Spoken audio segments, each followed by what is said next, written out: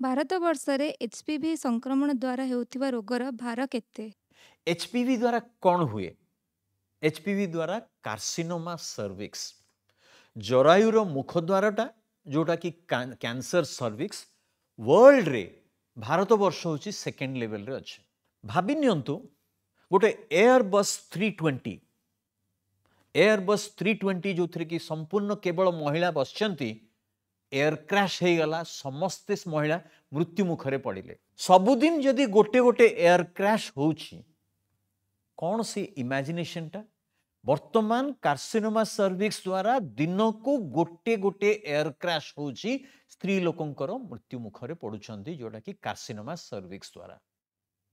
ताकू प्रोटेक्शन पाई भारत वर्ष वर्तमान संपूर्ण माने लक्ष्य रखी जे कंप्लीट होल पॉपुलेशन को से वैक्सीनेशन करबा पई प्रति 9 मिनिट रे गोटे स्त्री लोक मृत्यु मुखरे पड़ुछंती भारत वर्ष रे तापाई आमर परफेक्ट वैक्सीन गोटे अवेलेबल जोटा कि bivalent vaccine quadrivalent vaccine and nonavalent vaccine एमिति तीन प्रकार वैक्सीन अच्छी बाइवेलेंट वैक्सीन शतकड़ा 70 भाग प्रोटेक्शन दोची क्वाड्रावेलेंट वैक्सीन शतकड़ा 80 रु 85 भाग प्रोटेक्शन दोची एवं नोनावेलेंट वैक्सीन 90 भाग रु अधिका प्रोटेक्शन दोची एई परिप्रेक्षी रे मु आउ दुईटी जिनिस कहबी 100 जन जदि महिला जो माने कि कार्सिनोमा सर्विक्स रे आक्रांत होइछंती सेमानक भीतर केते जन को एचपीवी पॉजिटिव रही पारे शतकड़ा 19 भागरु अधिका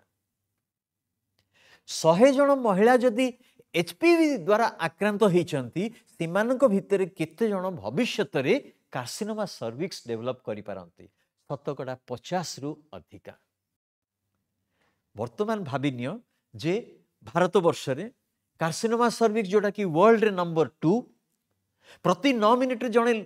स्त्री लोक मृत्यु मुखरे पड़ुछंती कार्सिनोमा सर्विक्स द्वारा एवं प्रतिदिन 300 एयरबस 320 केवल कार्सिनोमा सर्विक्स द्वारा मृत्यु मुखरे पड़ुछंती ताहले आमे कौनसी व्यक्ति को स्त्री लोक को आमे टीकाकरण रु वंचित करबा दरकार की एई परिप्रेक्षी रे शेष जिनिस कहबी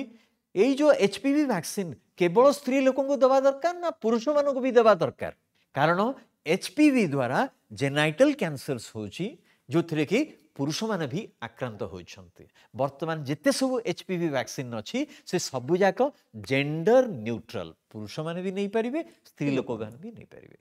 को बयस सीमा एवं गोटे झीर को प्रकार समय रे ए प्रकार वैक्सीन देले सेटा ठीक रूपे काम करिवो एवं तार किछि बूस्टर वैक्सीन अछि कि एचपीवी वैक्सीनेशन प्रोसीजर होछि जदि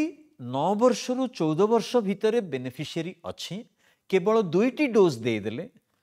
आज दियागला 6 मास पर दियागला ताहले जीवन सारा पई एचपीवी वैक्सीन विरुद्ध रे देबा दरकार नाही जदि 14 वर्ष रु अधिका हेछि बेनिफिशियरी ताहले 3टी डोज दवा दरकार 0 डोज दिया जिवो 2 मास पर दिया जिवो आ 6 मास रे दिया जिवो तापरे जीवन सारा पई प्रोटेक्टेड रहबे जहाँ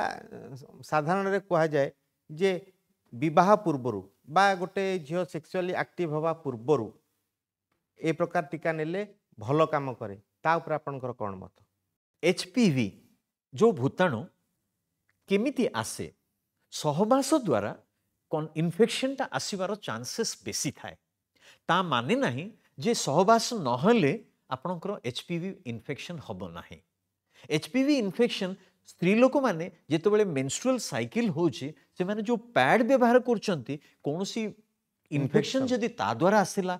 अन्य कोनोसी इन्फेक्शन कारण रु आसिला एचपीवी रो बहुत गोटे कारण अछि जो द्वारा आक्रांत हबार इवन पार्टी बाटे भी एचपीवी वायरस टा आम देह भीतर को जाई परिबो